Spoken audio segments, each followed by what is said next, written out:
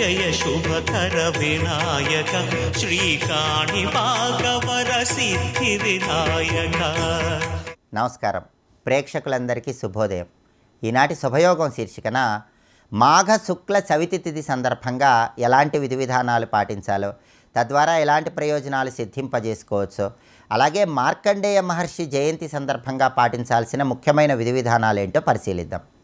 మాఘమాసంలో శుక్లపక్షంలో వచ్చే చవితి తిథిని తిల చతుర్థి, కుంద చతుర్థి, మాఘ వినాయక చతుర్థి అనే పేర్లతో పిలుస్తారని ధర్మశాస్త్ర గ్రంథాలన్నీ తెలియజేస్తున్నాయి. కాబట్టి ఈరోజు తిల చతుర్థి సందర్భంగా స్నానం చేసిన తర్వాత తిలలు అంటే నువ్వులు దానం ఇచ్చినట్లయితే 1,000,000 రెట్లు విశేషమైన శుభ ఫలితాలు పొందవచ్చని ధర్మశాస్త్ర గ్రంథాలన్నీ తెలియజేస్తున్నాయి. కాబట్టి ఈరోజు ఎక్కడైనా దేవాలయ ప్రాంగణంలో 1.25 కేజీ నల్ల నువ్వులు నలుపు రంగు వస్త్రంలో మూటగట్టి దానంగా ఇవ్వాలి.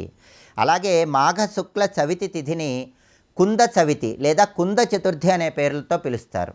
కుంద పుష్పములు అంటే మల్లెపూలు అని అర్థం. ఈరోజు ఈశ్వరుణ్ణి మల్లెపూలతో పూజించడం ద్వారా శివానుగ్రహానికి ప్రతి ఒక్కరూ సులభంగా పాత్రలు కావచ్చు.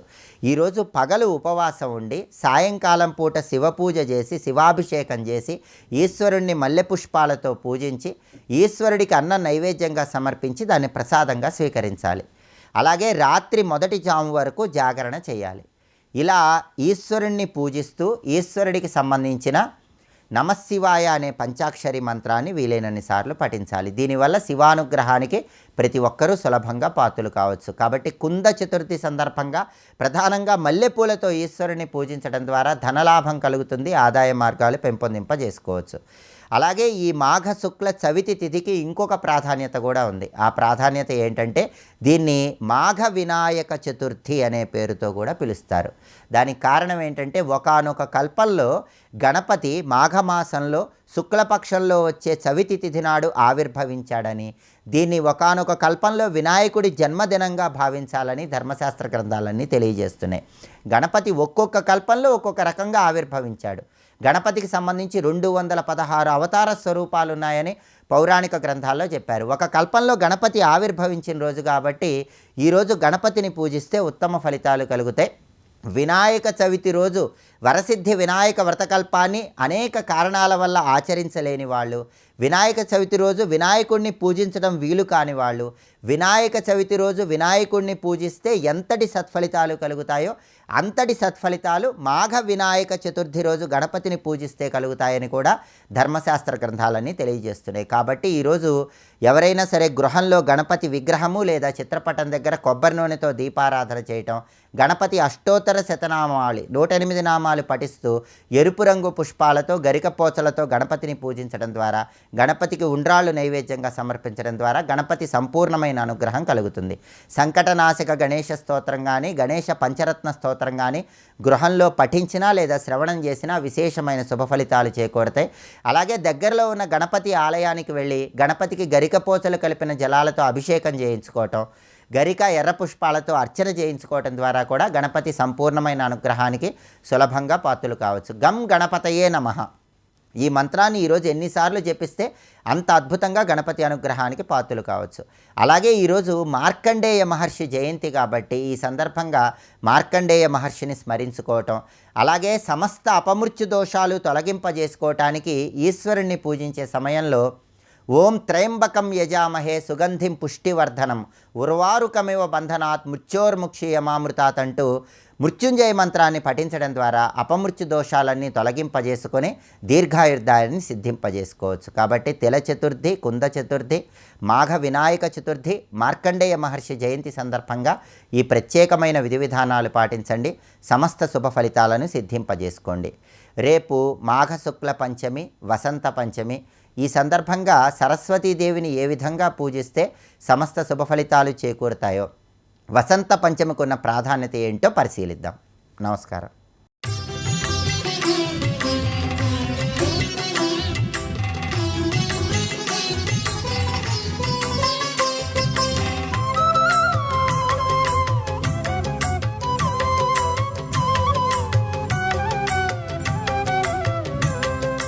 తండిలమనగా శుద్ధమైన ప్రదేశము. అలాగే సూర్యుని యందు నన్ను ఆరాధించాలి. ఇందు మండలే చంద్రమండలంలో ఆరాధించాలి. జలే జలమునందు ఆరాధించాలి. ఎప్పుడు ఆరాధిస్తాం? కలశంలో నీళ్లు పూజ ఆరాధించడం అదేనండి. అథవా బాణలింగే, బాణలింగం అంటే శివుడు అనుకుంటున్నాం మనం, శివుడే కానీ శక్తితో ఉన్న శివుడు. బాణలింగంలో నన్ను ఆరాధించాలి. యంత్రేవా, యంత్రమునందు కానీ, మహావటే, వటవృక్షం మర్రి చెట్టు యందు కానీ, మర్రి చెట్టు మూలంలో కానీ, ఎన్ని చెప్తున్నదో. చివరికి శ్రీ హృదయాంభోజే, వారి యొక్క హృదయ పద్మంలో నన్ను ఆరాధించాలి. ఇక్కడ సూర్యమండలం చూసినా ఎక్కడ చూసినా అమ్మ రూపాన్ని తలంచుకుంటూ అక్కడ ఉన్నట్టుగా భావించాలట. ఆవాహన చేసినప్పుడు కూడా ఆ రూపాన్ని ఆవహిస్తూ చేయాలి. ఆ రూపం ఎలా ఉందో చూపిస్తున్నాడు, ఒక్కసారి ధ్యానించుకోవాలి. సగుణాం, అన్ని అనంత కళ్యాణ గుణములతో ఉన్న మూర్తి.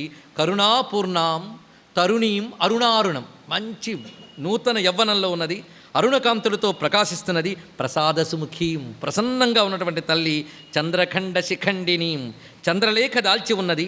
పాస అంకుశ వర అభీతి ధర, పైన 2 చేతులతో పాశాంకుశములు, క్రింది 2 చేతులతో వరదముద్ర అభయముద్ర. ఏ రూపం ఇది? భువనేశ్వరి రూపం ఇది. ఇక్కడ వరద అభయముద్రలు తీసేసి చెరకు విల్లు పువ్వులు బాణాలు ఇస్తే ఆవిడే రాజరాజేశ్వరి. భువనేశ్వరి బీజం 3 మార్లు వస్తుంది అమ్మ మంత్రంలో, లలితా మంత్రంలో. అందుకు భువనేశ్వరికి, కామేశ్వరికి, లలితాపరమేశ్వరి భేదమేం లేదు. మరొక విశేషం అక్కడ కలిసిందంతే. కనుక భువనేశ్వరి స్వరూపాన్ని ఇక్కడ చెప్తున్నారు. దీని స్థానంలో అరుణాం కరుణాతరంగితాక్షిం ధృత పాశాంకుశ చేసుకోవచ్చు. పాశాంకుశ వరాభీతి ధరాం ఆనంద రూపిణిం, ఇలా ధ్యానించి ఆరాధించి. దేని యందు? ఇందాక చెప్పిన వాటి యందు, వేటి యందైనా. అంటే వాటిలో ఒక్కదాని యందా కాదు, అన్నిటి యందు చేసుకో, ఎవడొద్దన్నాడు. శ్రీచక్రంలో చేసుకో, యంత్రము అంటే శ్రీచక్రం. అదేవిధంగా గగనమండలంలో, సూర్యమండలంలో, చంద్రమండలంలో, హృదయ మండలంలో భావన చేసి ఆరాధించు, ఇది చెప్తున్నది. అందుకు ఎప్పుడైతే నువ్వు అంతర పూజకి వెళ్ళగలుగుతావో అంతవరకు బాహ్య పూజ మానకుండా చెయ్యు, అది చాలా ముఖ్యం. అంతేగాని మాదంతా భావంలోకి వెళ్ళిపోయేమండి కొందరు పెద్ద పెద్ద కబుర్లు చెప్తూ ఉంటారు. బాహ్య దృష్టింత వరకు అది చెయ్యమని అమ్మవారు ఆజ్ఞాపించారు. అందుకు అలా ఆరాధన చేసి మంత్రమును, గురువు చెప్పిన మంత్రమును న్యాసంతో చేసి నాకు పాదాలకు సమర్పణ చేయాలి. ఆ తర్వాత పద్ధతి ప్రకారంగా నన్ను ఆరాధించి నైవేద్యాదులు సమర్పణ చేసి ఆ పూజనంతటినీ నా పాదాలకు సమర్పించాలి. ఈ పూజలో నా హృల్లేఖా బీజం మర్చిపోకు, మళ్ళీ చెప్తోంది. ఎందుకంటే హృల్లేఖా దర్పణే నిత్యం అహం తత్ప్రతిబింబిత. హృల్లేఖా బీజంలో నేను ఎప్పుడూ ప్రతిఫలిస్తుంటాను. అద్దంలో ముఖం ఎలా కనబడుతుందో హ్రీంకారంలో నేను అలా కనబడతాను అంటుందమ్మ. ఎంత అందంగా చెప్పిందండి. ఇదే మాట మీరు త్రిశతిలో హ్రీంకారాదర్శ బింబిక, హ్రీంకార ఆదర్శ బింబిక, హ్రీంకారం అనే అద్దంలో ప్రతిబింబించేది అని. అలాగే హ్రీంకారం అనే సౌందర్య స్తంభ విద్రుమ పుత్రిక, హ్రీంతో ఎన్ని చెప్పాడో, ఒక్కొక్కటి ఊరికినే కవిత్వం కాదు. హ్రీంలో పలు రకాలుగా ప్రసరిస్తున్న అమ్మ యొక్క చైతన్యాన్ని అంతటి అక్కడ వర్ణించి చూపించాడు. అదంతా ఒక్క మాటలో ఇక్కడ తల్లి మొత్తం దేవీ గీత యొక్క ఆఖరి వాక్యాల్లో ఈ మాట వివరిస్తున్నది. ఎవడైతే ఇలా నిత్యం పూజ చేస్తాడో, నన్ను ఇంత భావనాత్మకంగా పూజ చేసి ఈ చెప్పిన స్థానములందు నన్ను ధ్యానిస్తూ నాకు అర్పణ చేస్తూ నా క్షేత్రముల యందు సంచరిస్తూ సాధన చేసేవాడు దేహాంతే, వాడు దేహం పతనమైన వెంటనే మణిద్వీపం మమ యాత్యేవ సర్వదా, వాడు నా మణిద్వీపానికి చేరుకుంటాడు. అమ్మ అంత స్పష్టంగా చెప్పిందండి. ఆ మణిద్వీప వైభవం మనం తర్వాత దర్శించుకోవలసినది. మొత్తానికి మణిద్వీపం ఇలాంటి ఆరాధన చేసేవాడికి కూడా లభిస్తున్నది. అంటే సాత్విక భక్తితో ఇలాంటి ఆరాధన చేస్తే అది పరాభక్తిగా పరిణమించిపోయి మణిద్వీప వాసం ఇస్తున్నది అని విన్నావుగా. ఇంకా నేను ఈ చెప్పినటువంటి విద్య ఏదైతే ఉందో ఈ విద్య నిరంతరం మననం చేసుకోవాల్సింది. కానీ ఇది ఎవడు పెడితే వాడికి చెప్పక సుమా అని హెచ్చరించిందండి. ఈ హెచ్చరికలు మర్చిపోయి చెప్పడం చేతే ఒక్కొక్కప్పుడు ఆశాభంగాలు అవుతూ ఉంటాయి. ఏం చేస్తాం? ఎందుకంటే కబుర్లు చెప్పే భక్తులు ఉంటారు, కానీ నిజమైన భక్తులు ఉన్నారా? వాళ్ళు ఇందులో చెప్పే జ్ఞానానికి కూడా సంతోషిస్తారండి, విసుక్కోరు. జ్ఞానాన్ని విసుక్కున్నాడంటే మోక్షానికి దూరంగా ఉన్నాడని అర్థంట. అందుకు వివరిస్తున్నారు ఇక్కడ. ఇది ఎవరికి చెప్పాలి? దీనికి అధికారులు ఉన్నారనియా, దీనికంటూ అధికారం ఉంది. అదేమిటంటే ఇదంతు గీతాశాస్త్రం మే, ఇది నా గీతాశాస్త్రం. నా అశిష్యాయ వదేత్ క్వచిత్, శిష్యుడు కాని వాడికి చెప్పకు. శిష్యుడు అంటే అసలు గురువు చాలా జాగ్రత్తగా ఉండవలసింది వాళ్ళ దగ్గరే. అఖండమైనటువంటి వినయంతో గురువుపై అచంచలమైన శ్రద్ధతో ఉన్న శిష్యుడు ఒక్కడున్నా ఆ గురువు భాగ్యమేనండి నిజంగా. అలాంటి శిష్యుడు కాని వాడికి ఇది చెప్పకు అన్నాడు ఇక్కడ. శిష్యత్వ లక్షణాలు ఉండాలి, అవి లేని వాడికి ఇది చెప్పకు. నా శిష్యాయ వదేత్ క్వచిత్, నా అభక్తాయ, అమ్మ భక్తుడు కానివాడికి ఇది చెప్పకు. నా ధూర్తాయ, మూర్ఖుడికి చెప్పకు. పైగా ఆవిడ వితండవాదం చేస్తాడు. ఆవిడ అలా చెప్పింది కానీ నాకు డౌట్ అండి అంటాడు వీడు. ఆవిడ అలా చెప్తే డౌటా?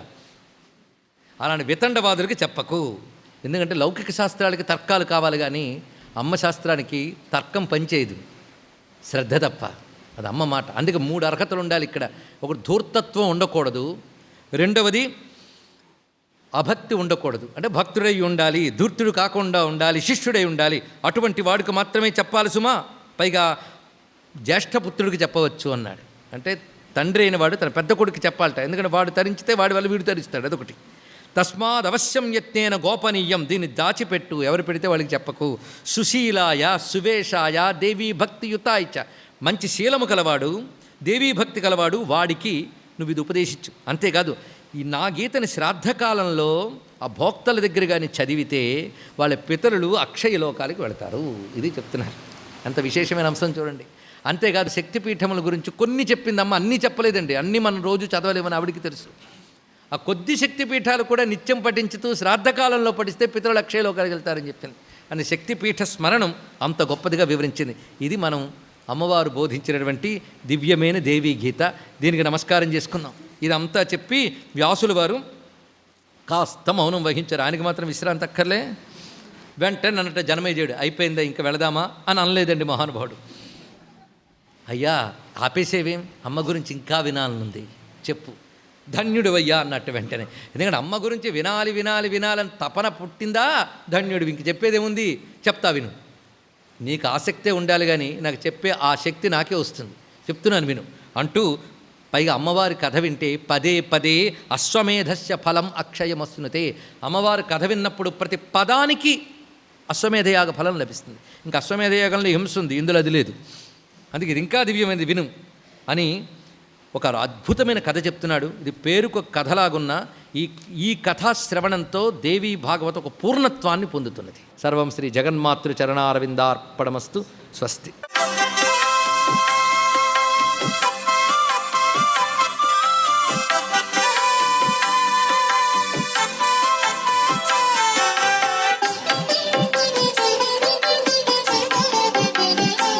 ఓం నమో నారాయణాయ. ఓం నమః శివాయ. శ్రీమాత్రే నమః. శ్రీం శివాయ నమః. ఈ మాఘమాసంలో అండి మార్కండేయుడు యొక్క చరిత్ర చదవాలి. మార్కండేయ పురాణం అద్వితీయమైనటువంటి ప్రభావాన్ని ఇస్తుంది. మార్కండేయుడు ఎవరు అంటే పరమేశ్వరుడికి సంబంధించినటువంటి మహామృత్యుంజయ మంత్రాన్ని జపించినటువంటి గొప్ప శివభక్తుడు. ఆయనకి ఆయుష్ తగ్గినప్పటికీ శివలింగాన్ని కౌగలించుకొని ఆయన ప్రతినిత్యం కూడాను నిష్టగా పంచాక్షరి మహామంత్రాన్ని పఠించేవాడు. యముడు వచ్చి పాశాన్ని అలా విసిరేసినా ఆయన చెలించకుండా శివలింగాన్ని పట్టుకొని ఓం నమః శివాయ, ఓం నమః శివాయ అన్నాడు. శివలింగంతో సహా ఆ పాశం లాగేటప్పటికీ ఆ శివలింగంలో నుంచి పరమేశ్వరుడు ఉద్భవించి యముణ్ణి ఎడమ కాలితో అలా తన్నాడు. ఎడమ కాలు అనేటువంటిది అమ్మవారిది. ఎందుకంటే పరమేశ్వరుడు అర్ధనారీశ్వరుడు కదండి. ఇక్కడ అమ్మ దయ ఈ యొక్క మార్కండేయుడి మీద ఉన్నది కాబట్టే పరమేశ్వరుడు ఆ విధమైన ప్రభావం చేశాడు. ఈయన్ని చిరంజీవిగా ఆశీర్వదించాడు. యముణ్ణి మాత్రం జాగ్రత్త అన్నాడు. ఈ విషయం మనకి తిరుక్కడయార్ అనే దివ్యక్షేత్రంలో కనిపిస్తుంది నేటికి. అందుకే ఆ క్షేత్రాన్ని దర్శించి 60 ఏళ్ళు నిండిన వాళ్ళు షష్ఠి పూర్తి అనేది కనుక ఆ క్షేత్రంలో చేసుకుంటే తప్పనిసరిగా 100 ఏళ్ళు జీవిస్తాడు మానవుడు. అంటే సంపూర్ణ ఆయుష్తో జీవిస్తారు అని చెప్పేసి శాస్త్రం. అలాగే 70వ ఏట భీమరథ శాంతి అనేది కూడా చేసుకోవచ్చు. అది ఇంట్లో అయినా చేసుకోవచ్చు, లేక ఆ దివ్యక్షేత్రంలో అయినా కూడా ఆచరించుకోవచ్చు. ఇక్కడ మార్కండేయుడు చెప్పినటువంటి మహామృత్యుంజయ మంత్రాన్ని మనం మాఘమాసంలో తప్పనిసరిగా జపించాలి. ఓం త్రయంబకం యజామహే సుగంధిం పుష్టివర్ధనం ఉర్వారుకమేవ బంధనాత్ మృత్యోర్ముక్షీయమామృతాత్. ఈ మార్కండేయ జయంతిని మనం తప్పనిసరిగా జరుపుకుంటూనే ఉన్నాం. శ్రవణం, దానం, ప్రదోషకాల శివదర్శనం ఈ మాఘమాసంలో తప్పనిసరిగా ఆచరించి తీరాలి. సర్వే జనా సుఖినో భవంతు.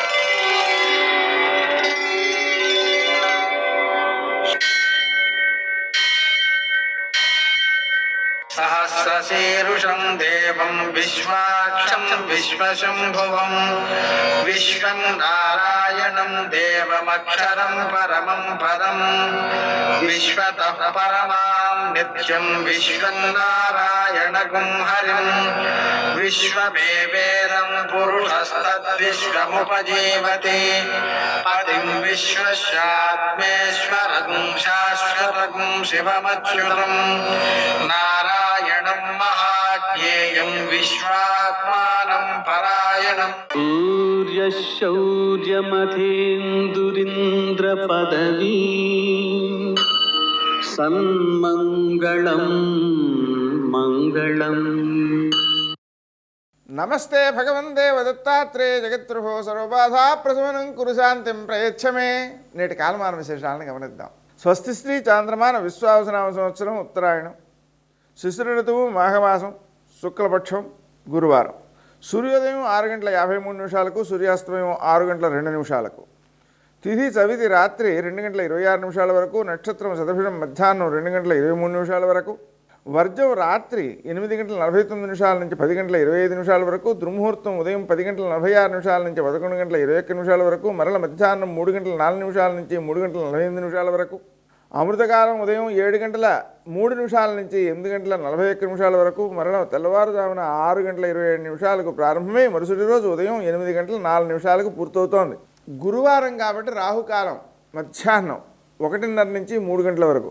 అష్టకవర్గ రీత్యా శుభప్రదమైన సమయం ఉదయం 10 గంటలకి. నేటి విశేషం గురువారం. గురువారం సందర్భంగా దత్తాత్రేయ స్వామిని అనఘాదేవిని ఆరాధించుకోవడం ద్వారా ప్రకృతి నుంచి ఘటనల నుంచి జ్ఞానాన్ని సంపాదించే శక్తి పెరుగుతుంది. అత్యధికంగా సంపదను ధార్మికంగా సంపాదించే శక్తి పెరుగుతుంది, దాన్ని రక్షించుకునే శక్తి పెరుగుతుంది, దాన్ని సద్వినియోగం చేసే శక్తి కూడా పెరుగుతుంది. అలాగనే ఈరోజు శాంత చతుర్థి. ఆ సందర్భంగా నదీ స్నానం, దానం విశేషమైన సత్ఫలితాలను అందజేస్తాయి. అలాగే వర చతుర్థి, వరదా గౌరి అనేటువంటి గౌరిని మనం పూజ చేయడం ద్వారా శ్రేష్టమైన వస్తువులను సంపాదించుకునే శక్తి పెరుగుతుంది. అలాగనే సౌభాగ్యం పెరుగుతుంది. వివాహం కాని వారికి శ్రేష్ఠుడైన భర్త లభిస్తాడు. అలాగే ఈరోజు తిర చతుర్థి. ఆ కారణంగా నువ్వులతో డుండి గణపతికి పూజ చేయడం, శివునికి పూజ చేయడం విశేషమైన సత్ఫలితాలను అందజేస్తుంది. విఘ్నాలు తొలగిస్తుంది, సకల పాపాలను హరిస్తుంది. ఒక 1 కేజీ నల్ల నువ్వులతో పూజ చేస్తే సకల పాపాలు పోతాయి. అలాగనే వాటిని ఆవులకు పెట్టడం కూడా చాలా మంచిది. అలాగే కుంద చతుర్థి, కుంద పుష్పాలతో శివుణ్ణి గౌరీదేవిని పూజ చేయడం ద్వారా మానసిక ప్రశాంతితో పాటు మనస్సును భగవంతునికి సమర్పించగలిగిన ప్రజ్ఞ పెరుగుతుంది. అలాగనే ప్రదోషం ఉందండి. సాయంకాలం వేళ సూర్యాస్తమయం తర్వాత 1:12 సమయంలో స్వామివారికి మారేడు దళాలతో పూజ చేసుకోవడం ద్వారా సకల శుభాలు సంపదలు వృద్ధి చెందుతాయి. శనగలతో పూజ చేసి వాటిని ఆవులకు పెట్టడం ద్వారా సంతానం యొక్క అభివృద్ధి పెరుగుతుంది. వాళ్ళు అభివృద్ధిలోకి వస్తారు, సజ్జనులు అవుతారు, మనకు అనుకూలంగా కూడా ఉంటారు. నేటి ఆణిముత్యాలు.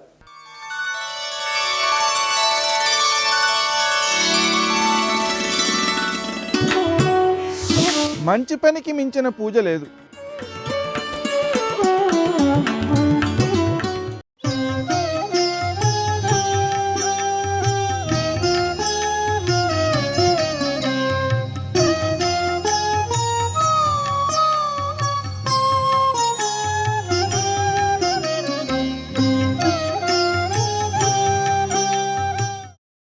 ఆఖరికి కొడుకు పేరు నారాయణ అని పెట్టి నారాయణ అన్నందుకు నన్ను రక్షించాడా స్వామి. చిచ్చి దుర్భరం ఈ జీవితాన్ని, బతికిన బతుకు కాదనుకున్నాడు. ఇన్నాళ్ళు ఆ తలంపులు తృప్తినిచ్చాయి. ఇప్పుడు ఆ తలంపులు జ్ఞాపకానికి వస్తే కాలిపోయాడు, పశ్చాత్తాపంతో కుమిలిపోయాడు. అజామీళోపాఖ్యానం పశ్చాత్తాపం మనిషిని ఎంత త్వరగా తిప్పేస్తుందో ఈశ్వరుడి వైపు నిరూపిస్తుంది. అందుకే అజామిలోపాఖ్యానంలో ప్రాణం పోసిన ఘట్టంలో పశ్చాత్తాపం ఒకటి. అందుకే పశ్చాత్తాపావిష్కారమే నీరాజనం. ఏదైనా ఒక వస్తువు కాలిపోవాలంటే ఘనం నుంచి ద్రవమై, ద్రవం నుంచి వాయువు అవుతుంది. కర్పూరం తెల్లగా ఉండి అప్పటికప్పుడు ద్రవం అవుతూ అప్పటికప్పుడు కాలిపోతుంది. ఈశ్వరా, ఎన్ని తప్పులు చేసేసాను మీ వైభవం తెలియక. అజ్ఞానినామయా దోషాన్ అశేషాన్ విహితాన్ హరే క్షమస్వత్వం క్షమస్వత్వం శేషశైలసికామణి. ఈ నీరాజనం ఎలా వెలుగుతోందో అలా నేను మీలో కలిసిపోవాలి అని ఆఖరణ నీరాజనం ఇస్తాడు. అలా పరమ పశ్చాత్తాపంతో ఉడికిపోయాడు. ఉడికిపోయి నేను ఇలా బ్రతకూడదనుకున్నాడు. వెళ్ళి ఎక్కడెక్కడ హరిభక్తులు ఉన్నారో వాళ్లతో కూర్చుని అదే పనిగా భగవన్నామం, భగవత్ కథలు వింటూ పరవశించిపోయాడు. పోతన గారు అన్నారు, హరిభక్తులతో మాటలు ధరనెన్నడు చెడని పుణ్య ధనముల మూటలు. అలా ముక్తికాంత పూతోటలు అరిషడ్వర్గములు చేరని అరుదగు కోటలు. అసలు భగవద్భక్తులతో స్నేహం జీవితంలో కుదరాలి తప్ప భగవంతుణ్ణి కోరవలసిందంటూ ఉంటే అదొక్కటే. ఈశ్వర, ఏ కారణానికి నాకు వారితో ఉన్న అనుబంధము చెడిపోకుండా కాపాడమని అడగాలి. నీ పాద కమల సేవయు నీ పాదార్చకులతోడి నెయ్యము నితాంతాపార భూతదయజు తపసమందార నాకు దయసేయగదే అంటాడు మాలాకారుడు. నీ పాదార్చకులతోడి నెయ్యము, భగవద్భక్తులతో స్నేహం ఏ కారణానికి పోగొట్టుకోకూడదు. అదే రక్షిస్తుంది. వాళ్లతో మాట్లాడే మాటలు, హరిభక్తులతో మాటలు ధరనెన్నడు చెడని పుణ్య ధనముల మూటలు. వాళ్ళు భగవంతుడి గురించి మాట్లాడతారు, అవి వినడం కూడా మహాపుణ్యం. అవి ముక్తికాంత పూతోటలు, ముక్తికాంత పూదోటలు వాళ్ళ మాటలు. అరిషడ్వర్గములు చేరని అరుదకు కోటలు, కామక్రోధలోభ మదమోహమాత్సర్యములు ప్రవేశించని కోటలు వాళ్ళ మాటలు. అందుకే మీరు చూడండి, రామకృష్ణ పరమహంస అంటారు, ఒక ఏనుగు వెళ్ళిపోతున్నప్పుడు ఇలా తొండమెత్తి పూలకొమ్మని వంచి లాగేస్తుంది. అదే పక్కన మామటి ఉండి అన్నాడు అనుకోండి, అంకుశంతో తొండం దింపేస్తుంది. ఒక సద్భక్తుడితో కూడి ఉన్నామనుకోండి, ఆయన ఎలా బతుకుతున్నారు? ఆయన స్నేహితుడు అని చెప్పుకుంటున్నారు. రేపు పొద్దున 10 మంది ఏమంటారు? ఏమంటే మీరు ఆయనతో ఉంటారు, ఏంటి అలా చేస్తున్నారు అంటారు. కాబట్టి వద్దు అని మానేస్తాడు. ఎప్పటికీ విరగని లోభగుణం దేనికి విరిగిపోతుంది అంటే భగవద్భక్తులతోడి చిలిమి చేత విరిగిపోతుంది. సత్సంగత్వే నిస్సంగత్వం, నిస్సంగత్వే నిర్మోహత్వం, నిర్మోహత్వే నిశ్చలతత్వం, నిశ్చలతత్వే జీవన్ముక్తి అంటారు శంకర భగవత్పాదులు. అటువంటి సత్సంగం ఉద్ధరిస్తుంది. కళ్ళు లేని ధృతరాష్ట్రుడు అంత దౌర్భాగ్యుడైనా వాడికి ఎందుకు కృష్ణ పరమాత్మ దర్శనం ఇచ్చారంటే, విశ్వరూప దర్శనం ఎందుకు ఇచ్చారు అంటే, తెలిసో తెలియకో విన్నాడా వినలేదా అన్నది వదిలిపెట్టండి. మహాభక్తుడైన విదురుణ్ణి రాత్రిపూట దగ్గర కూర్చోపెట్టుకుని మాటలు వింటాడు. సత్సంగం, మహాపురుషులతో సంఘం ఉంది కాబట్టి నేను ఇస్తున్నాను దర్శనం అని విశ్వరూప దర్శనం చూపించారు. సత్సంగం ముత్తినే పోదు, అందుకని మహాభక్తులైన వాళ్లతో చేరాడు. వాళ్లతో రోజు మాట్లాడేవాడు. చిట్ట చివర గంగా తీరానికి చేరాడు. యోగ మార్గంలో శరీరాన్ని, ఇంద్రియాల్ని వేరు అన్న భావనతో వేరు చేస్తూ ఊర్ధ్వముఖ చలనం చేసి ప్రాణాన్ని, బ్రహ్మస్థానాన్ని భేదించి చిట్ట చివర పరబ్రహ్మమునందు కలిసిపోతున్నాడు. ఏ నలుగురు విష్ణుభటులు కనపడ్డారో వాళ్ళు మళ్ళీ కనపడ్డారు. పరమమంగళ స్వరూపాలతో కనపడితే వాళ్ళకి నమస్కారం చేశాడు. నమస్కరించి విష్ణు పార్షదులలో ఒకడిగా విష్ణు స్వరూపాన్ని పొంది చేరిపోయాడు.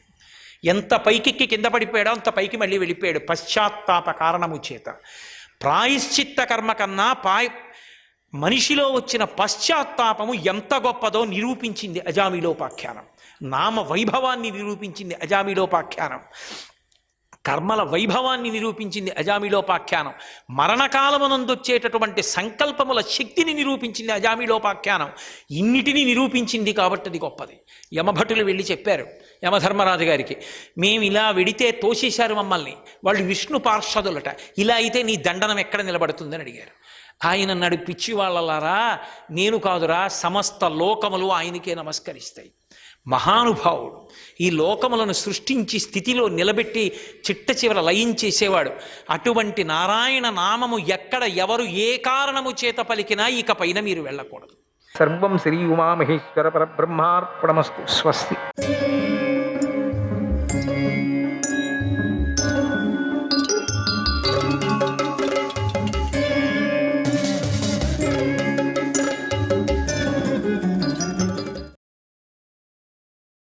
పాండురాజు వారిని చూసి, మహర్షులారా మీరు ఎక్కడికి వెళుతున్నారు అని అడిగాడు. అప్పుడు ఋషులంతా చెప్పారు, రాజా, ఈ రోజున బ్రహ్మలోకంలో పెద్ద సభ జరుగుతూ ఉన్నది. ఆ సభలో దేవతలు, ఋషులు, పితరులు అందరూ కూడా చేరుతున్నారు. మేమంతా కలుసుకుంటున్నాం. ఈ సమయంలో మేము కూడా అక్కడికి వెళ్ళి బ్రహ్మదేవుణ్ణి దర్శించాలనుకుంటున్నామన్నారు. ఇప్పుడు పాండురాజు వారితో కలిసి తాను కూడా వెళ్ళాలని నిశ్చయించుకున్నాడు. వెంటనే పైకి లేచి భార్యలతో కలిసి శతశృంగ పర్వతం నుండి ఉత్తర దిక్కుకు బయలుదేరాడు తాను కూడా. అప్పుడు ఆ దిక్కు వైపుకే వెళుతున్నటువంటి మహర్షులు పాండురాజును చూసి ఇలా అన్నారు, మహారాజా, ఈ అందమైన పర్వతంపై ప్రవేశించటానికి వీలులేని అనేక ప్రదేశాలను మేము చూశాం. అక్కడ దేవతలు, గంధర్వులు, అప్సరసలు విహరిస్తూ ఉంటారు. అది వారి క్రీడాభూమి. ఇది క్రీడాభూమి. ఇది అప్సరసులకు క్రీడాభూమి, గంధర్వులకు క్రీడాభూమి. ఇంకెక్కడా క్రీడ చేయరు. భార్యాభర్తలు ఇద్దరు కలిసి ఉండరు, ఎక్కడా కూడా మాట్లాడుకోరు, ఒకరి ముఖం ఒకరు చూడరు. అటువంటి ఒక క్రీడా ప్రదేశం ఇది. అటువంటి ప్రదేశం ఈ పర్వతం. ఇక్కడ వందల కొద్దీ విమానాలు తిరుగుతూ ఉంటాయి, మధుర గీతాలు వినిపిస్తూ ఉంటాయి. అక్కడే కుబేరుడి ఉద్యానవనాలు ఉన్నాయి, అవి మిట్ట పల్లాలతో ఉంటాయి. అలాగే అక్కడ పెద్ద పెద్ద నదులు, గహనమైన కొండ గుహలు ఉన్నాయి. అక్కడెప్పుడూ మంచుతో నిండిన చెట్లు ఉన్నాయి. అక్కడ పక్షులు, జంతువులు లేని ప్రదేశాలు ఉన్నాయి. కొన్ని చోట్ల పెద్ద పెద్ద గుహలు అక్కడ ఉండటంతో వాటిని దాటడం చాలా కష్టమవుతుందయ్యా. అసలు కొన్ని గుహల వద్దకు వెళ్ళలేము కూడా. అన్ని గుహల నుంచి బయటికి వెళ్ళాలి మనం. ఇక ఇతర జంతువుల గురించి చెప్పవలసిందేముంది చెప్పండి. అవి కూడా వెళ్ళలేవు. అవి కూడా కష్టకరమైనటువంటి ప్రదేశం ఇది. అక్కడ వాయువు మాత్రమే ప్రసరిస్తుంది. సిద్ధులు, పరమపురుషులు మాత్రమే అక్కడికి వెళ్ళగలరు. అటువంటి ఈ కొండపై సుకుమారులైనటువంటి రాకుమార్తెలు ప్రయాణించలేరు. కష్టాలను తట్టుకోలేరు, దుఃఖాన్ని సహించలేరు. కనుక నువ్వు వీరిని కష్టపెట్టద్దు, నీ ప్రయాణాన్ని మానుకో అన్నారు. ఎందుకంటే నువ్వు వస్తే వాళ్ళు జతలో వస్తారు. వీళ్ళని చూస్తే మాకు జాలి అవుతుంది. వీళ్ళు నడచలేరు, కష్టం. మహత్తరమైనటువంటి అడవి అది, మానుకోవయ్యా పాండు అని చెప్తున్నారు. పాండురాజు, మహాత్ములారా, సంతానహీనుడికి స్వర్గలోక ద్వారం మూయబడి ఉంటుందని బుద్ధివంతులు అంటూ ఉంటారు. నిజమే. నాకు రావటానికి దీన్ని ఎంత బాగా గమనించండి. నిజమే, నేను సంతానహీనుణ్ణి, నాకు సంతానం లేదు. అదే నన్ను వేధిస్తుంది. ఇంతవరకు పితృరుణం నుండి విముక్తుణ్ణి కాకపోవటానికి అదే కారణం. సంతాన లేమితో నేను బాధపడుతున్నాను. నా శరీరం రాలిపోయిన తర్వాత నా పితృదేవతలు కూడా ఉన్నత లోకాల నుండి పతనమైపోతారు. ఈ లోకంలో మనిషి 4 రుణాలతో కలిసి పుడతాడు. అవి పితృరుణం, దేవరుణం, ఋషి రుణం, మనుష్య రుణం. వీటి నుండి ధర్మ ప్రకారంగా విముక్తుడు కావాలి. నేను వీటి గురించి తగిన సమయంలో తెలుసుకొని మనిషికి పుణ్యలోకాలు దక్కుతావని పెద్దలు నిర్ణయించారు కదా. మనుష్యుడు యజ్ఞాల ద్వారా దేవతలను తృప్తిపరచాలి కదా. అంటే తగిన సమయంలో తెలుసుకోని మనిషికి పుణ్యలోకాలు దక్కవు కదా. అందుకని తెలుసుకోవాలి కదా, తెలిస్తే కదా దక్కేది అని పెద్దలు నిర్ణయించారు కదా. యజ్ఞాల ద్వారా దేవతలను తృప్తిపరచాలి కదా. వేదాధ్యయనం, తపస్సులతో మునులకు తృప్తి కలిగించాలి కదా. సంతానాన్ని కని శ్రాద్ధకర్మలు చేసి పితరులకు తృప్తి కలిగించాలి. దయ కలిగి ఉండి మానవులందరికీ తృప్తి కలిగించాలి. క్షత్రియులకు, బ్రాహ్మణులకు ఒక నియమం పెట్టాడు కదా. దాన్ని ఆ నియమ ప్రకారంగా జరగాలి కదా. ఋషులకు కూడా ఒక నియమం పెట్టారు కదా. ఆ నియమాన్ని నేను పాటించకపోతే నాకు స్వర్గలోకం ఖండితం మూసేస్తారని తెలుస్తుంది. అందుకే మీ నోటి నుంచి అట్లా వస్తుంది అనిపిస్తుంది. ఎందుకంటే నాకు హీనుణ్ణి నేను. నాకు నా పితృదేవతలు, వాళ్ళకు కూడా మోక్షం దొరకదు సంతానం లేకపోతే. ఇలా ధర్మాన్ని పాటించి నేను ఋషి దేవ మనుష్య రుణాల నుండి విముక్తుణ్ణి అయ్యాను. కానీ పితృరుణం నుండి మాత్రమే విముక్తుణ్ణి కాలేను. చాలా కష్టం. అన్ని రుణాలు తీర్చుకోవచ్చట, పితృరుణం తీర్చుకోలేము. ఈ పితృరుణ విముక్తి కోసమే ఉత్తమ మానవులందరూ కూడా సంతానాన్ని కంటున్నారు. తామే పుత్ర రూపంలో తిరిగి జన్మిస్తున్నారు అని చెప్తున్నారు. కానీ ఈ మాట అంటూనే మనకేమనిపిస్తుంది? పుత్ర రూపంతో జన్మించారంటే వ్యాసుడే పుత్ర రూపంతో జన్మించారు కదా అని కొంతమంది ప్రశ్న వేశారు. అది తప్పది. వ్యాసుడికి ఆ విధమైనటువంటి బంధమే లేదు. ఆయన కృపా పరమాత్ముడే పొట్ట నుంచి పుట్టాడు అన్నట్టుగా ఉంది. పరమాత్ముడు అనుగ్రహించారు ఎవరికో అంటే పరమాత్ముడే పుట్టినట్లు లెక్కనా? కాదు కదా. అందుకని పరమాత్ముడే వాళ్ళకి పుత్ర రూపంలో పుడతారంటే కేవలం భార్యాభర్తలకు క్రమమైనటువంటి గృహస్థాశ్రమ ధర్మాన్ని అనుసరించిన వాళ్ళకి మాత్రమే ఆ మాట అన్వయిస్తుంది. వాళ్ళ అనుగ్రహం మాత్రమే పరమాత్ముడు అనుగ్రహము, మహర్షుల యొక్క అనుగ్రహము. వ్యాసుడు అనుగ్రహపూర్వకమైనటువంటి పుట్టినటువంటి వాడు, శక్తిపూర్వకమైనటువంటి పుట్టినవాడు. అందుకే కదా ఇంత శక్తి ఉంది పాండుకి, ఇంత శక్తి ఉంది ధృతరాష్ట్రుడికి. నిజమే కదా. లేకపోతే సాధారణ మహారాజు ఇంతవరకు అయిపోయేవాడా? ఇంతవరకు వచ్చేవాడా? ఇంతవరకు వైరాగ్యం పుట్టేదా? ఇంత మాట్లాడేవాడా? భార్యలను కూడా అక్కర్లేదని వాపసు పంపిస్తానని చెప్పినవాడు మిగతా ఒక రాజు చెప్పగలడా? చెప్పండి. అట్లా ఒకవేళ ఒక మృగాన్ని కొట్టినప్పటికి కూడా ఆ మృగం శాపము ఆ మనిషికి జరిగేదే. అదంతా కూడా ఇవన్నీ యోచన చేసుకోవాలి. సాధారణమైనటువంటి మనుషులు కాదు వీళ్ళు. మనకు చరిత్రకు మనకు బుద్ధి నేర్పడానికి వీళ్ళంతా దేవతలంతా పన్నిన మహాభారతం ఒక నాటకం మన కోసం ఇది. అంతేగాని బాగా జ్ఞాపకం పెట్టుకోండి. అందుకని పితృరుణం ఎట్లా తీర్చాలా అనేది బుద్ధి ఇక్కడ వస్తున్నది. మనం అనుకోకూడదు వ్యాసుడు అంత శక్తి గలవాడు కదా, మరి వ్యాసుడికి ఎందుకు ఇటువంటి పిల్లలు పుట్టారని. పాండు ఎంత మంచి పిల్లకాయ తెలుసు కదా. ఇప్పుడు ఇంతవరకు అయింది కదా. పాండురాజు, ధృతరాష్ట్రుడు ఎంత గొప్పవాడు.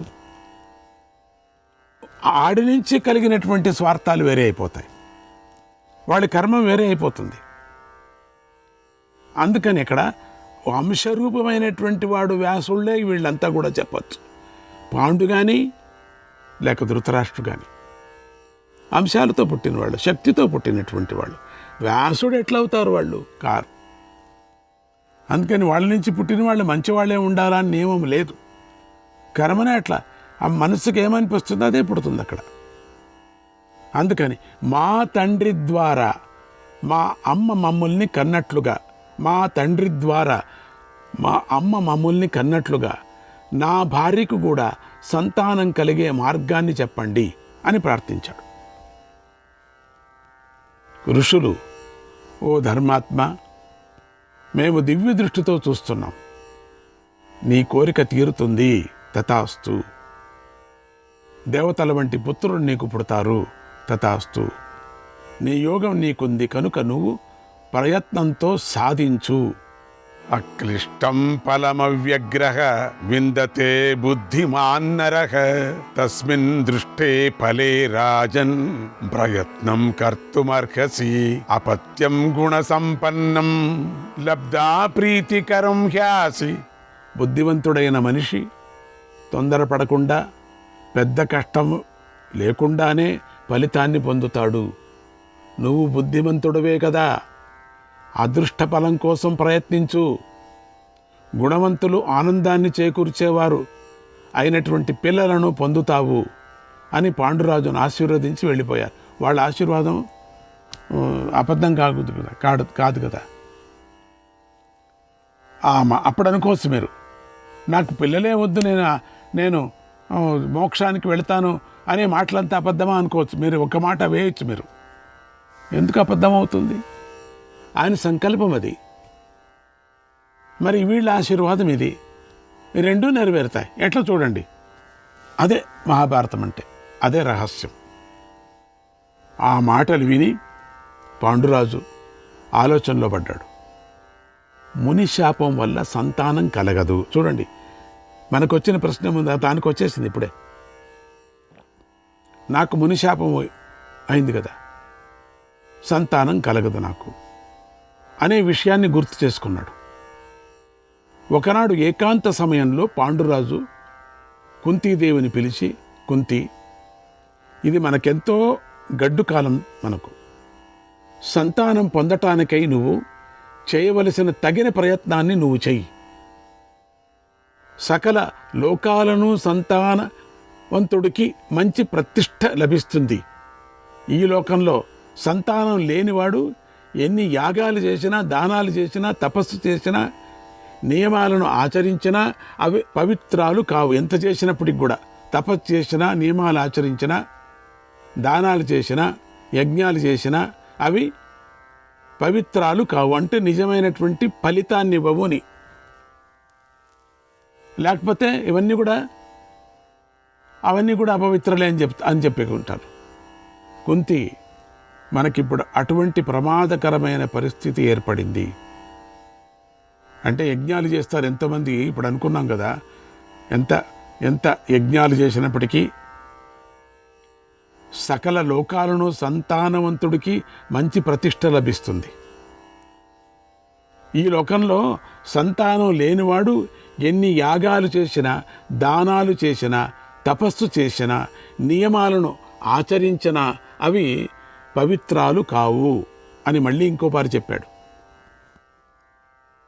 మళ్ళీ చెప్తున్నాడు, కుంతి, మనకిప్పుడు అటువంటి ప్రమాదకరమైన పరిస్థితి ఏర్పడింది. ఎంతగా ఆలోచించినా కూడా నేను సంతాన లేనివాడని కావటంతో నాకు సంతానం లేదు కదా, అందుకని పుణ్యలోకాలు నాకు రావు అని బాగా నాకు తెలుస్తుంది. దీని గురించి నేను నిరంతరంగా యోచన చేస్తున్నాను, చింతిస్తున్నాను. నిజంగా నేను దురాదృష్టవంతుణ్ణి.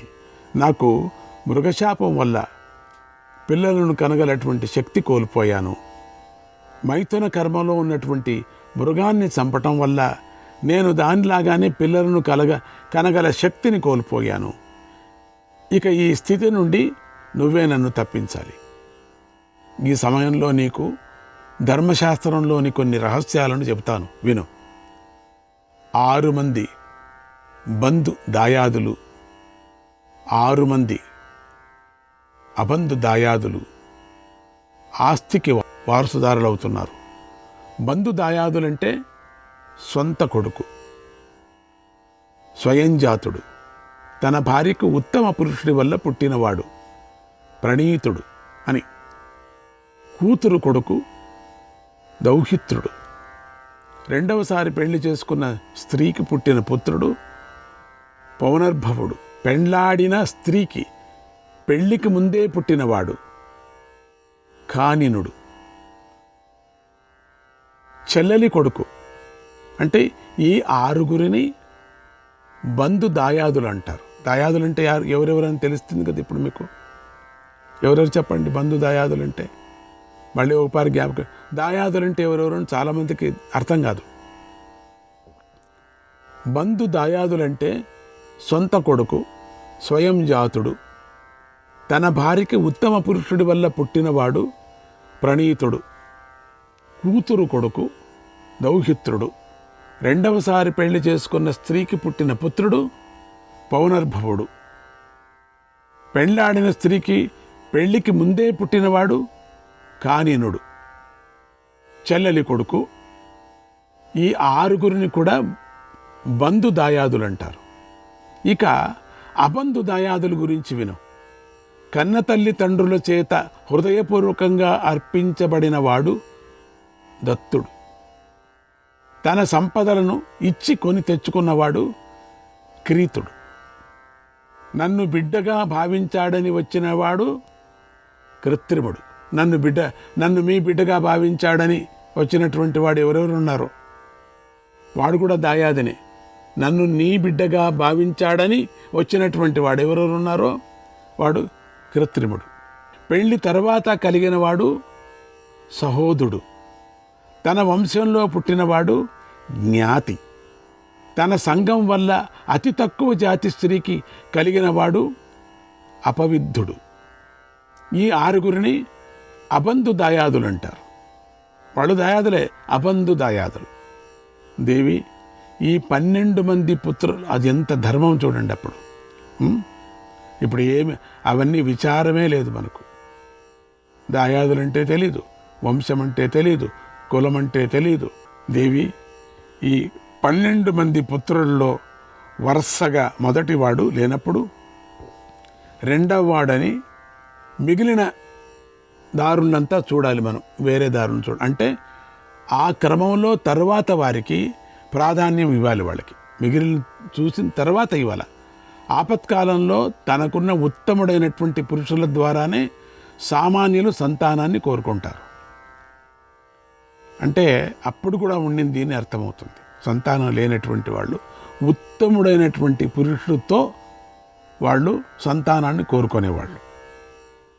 ఇప్పుడు మనం ఏదేదో అంటున్నాం కదా, అది నాకు ఆ పేర్లు నాకు తెలీదు, మీరు అవన్నీ మీకు ఆ పేర్లు బాగా తెలుసు. ఇప్పుడు సంతానం లేకపోతే డాక్టర్లు ఏదేది సజెషన్ చేస్తారనేది నాకు అది తెలీదు, మీకు బాగా తెలుసు అది. అందుకని అప్పటి కాలంలో కూడా ఉండింది అవి ఆ మాదిరిగా. అది వరప్రసాదంలాగా అనుకునేవాళ్ళు. మానవుడు తన ద్వారా కాకపోయినా మరొక ఉత్తమ పురుషుడి ద్వారా కూడా పుత్రులను పొందవచ్చు. అది అందరికన్నా ఉత్తమ పురుషుడిని ఎతకాల వాళ్ళు, కానీ వాడు ఒప్పుకోవాలి ఉత్తమ పురుషుడు. అది ధర్మ ఫలితాన్నే ఇస్తుంది. ఈ విషయాన్ని స్వయంభువ మనువే చెప్పాడు మనకు. కాబట్టి కుంతి, నేను పిల్లలను కనలేను కనుక నిన్ను మరొకరి వద్దకు పంపుతాను. నా అంతటి వాడి ద్వారా కానీ లేదా నాకంటే శ్రేష్ఠుడైన వాడి ద్వారా కానీ నువ్వు సంతానాన్ని కను అన్నాడు పాండురాజు. శ్రీకృష్ణాయ పరమాత్మనే నమః. పాండురాజు అలా అనగానే కుంతి ఆయన అభిప్రాయాన్ని గ్రహించి ఇలా అంది, ఓ ధర్మజ్ఞ, నువ్వు ఇలాంటి మాటలు నాతో మాట్లాడకూడదు కదా. ఏమిటిది, పరపురుషుడి దగ్గరికి వెళ్ళమంటావా? నువ్వు ఏమన్నా బాగుందే? నువ్వు చెప్పే మాటలు ఏమి ధర్మం ఉన్నాయా దీంట్లో? ధర్మం లేదనిపిస్తుంది నాకు. నా కథ చెప్పు, అది ఉండొచ్చు, ధర్మనీతి దండిగా ఉండొచ్చు, ఒప్పుకున్నా. నువ్వు చెప్పిందంతా బాగుంది. సాధారణం జనానికి అయ్యేది ఇది. నేనెవరు, నేను ఎటు నుంచి వచ్చాను, ఏ ఒక వంశం నుంచి వచ్చి పడ్డా నేను, అది నా దగ్గర మీరు మాట్లాడుతున్నారా? అది మీరు మిమ్మల్ని ఎదురుగా పెట్టుకొని, మీకు లేకపోతే అంతే, మనకి ఇంతే, పితృరుణం తీర్చుకోలేదంతే, మన జన్మ ఇంతే, మనం చేసుకున్న కర్మ. కానీ నేను నీ ధర్మపత్నిని, నీ యందే అనురాగం కలిగి ఉన్నదానిని నేను ఎల్లప్పుడూ మిమ్మల్నే నా హృదయపీఠంలో పూజిస్తున్నాను. పరపురుషుడి దగ్గరికి వెళ్ళమంటారా మీరు ఇలా మాట్లాడి నన్ను బాధించకండి. ధర్మ ప్రకారంగానే నా గర్భం నుండి మీ వల్లనే మీ వంటి కుమారులే నాకు జన్మించాలి. మీకు పిల్లలు కలుగగలరు, ఖండితంగా కలుగుతారు. నేను మీతో పాటే స్వర్గానికి కూడా నేను వస్తాను. పితృదేవతలకు మంచిదవుతుంది. పుత్రోత్పత్తి కోసం మీరే ప్రయత్నించండి. శ్రీకృష్ణాయ పరమాత్మనే నమః.